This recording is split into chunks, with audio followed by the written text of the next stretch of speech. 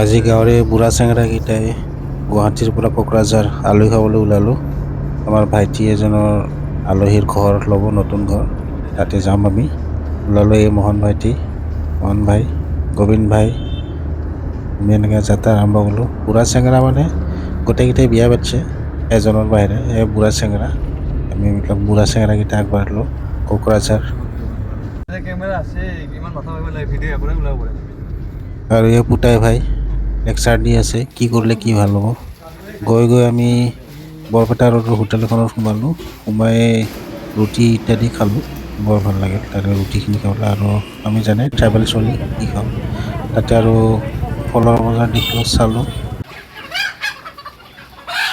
আমি আলহী যদিও আলহীক ডিষ্টাৰ্ব নিদিয়াৰ কাৰণে নিজেই লোকেল মুৰ্গী, মাছ লৈ ল'লোঁ। মাছ ল'ম বুলি ভাবিছিলোঁ, নল'লোঁ, বঠিখন চাই গুচি আহিলোঁ। আৰু দেখিলোঁ মুৰ্গীৰ ছাল যিসকলে খাই ভাল পায় গম পায়।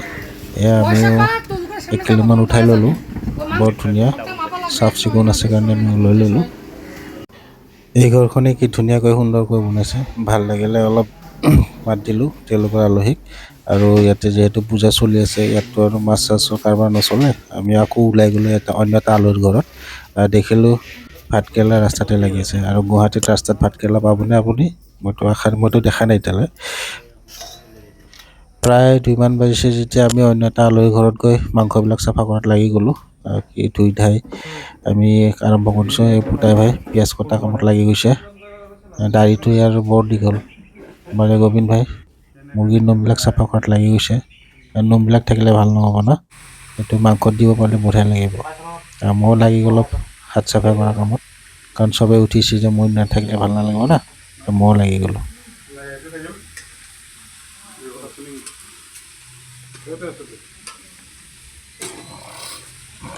এয়া আৰডি ভাই আৰু মোহন ভাই মাংস বনোৱাত লাগি গৈছে, একদম বহুত সময় নষ্ট নকৰি। আৰু কেৰাহী, ষ্টভ, গেছ চিলিণ্ডাৰ গোটেই গাড়ীত লোড আছিলে আগৰ পৰা, খালি ঠাইটো পালে হ'ল, বনাব লাগে, খাব লাগে। ধুনীয়া, এই দেখিছেনে কালাৰ, একদম কি ধুনীয়া কালাৰ। আৰু লগতে আপোনাৰ গৰম পৰিছেতো, এই আলহীবিলাকে আলহী আতিথ্য আপ্যায়ন কৰিছে। আৰু তাৰ এই খোৱা আৰম্ভ দেখা পাই হাঁহটো যি দৌৰ মাৰিছে, গম পাইছে কোন ৰেকক বহি আছে। আৰু তাতে খাই বৈ আহি ওচৰতে বজাৰখন পালে, দেখিলে ধুনীয়া। তাতে এইটো কানুপাৰা গাঁও আচলতে ঠাইটোৰ নাম।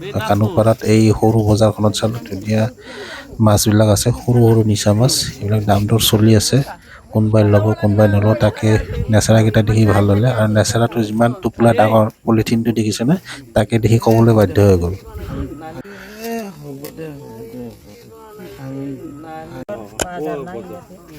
এটা বান্ধি দিছে ধুনীয়াকৈ, বান্ধি দিয়াই ভাল। গোটেই নেচেৰাখিনি লৈ ল'ব খুব কম দামত।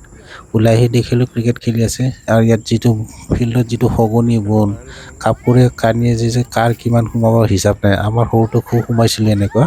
আৰু কাৰ আপোনালোকৰ যদি সোমাইছে জনাবচোন। আৰু এইখিনি খেল চাই আমি আৰু ঘৰৰ পিনে বিদায় ল'লোঁ আৰু।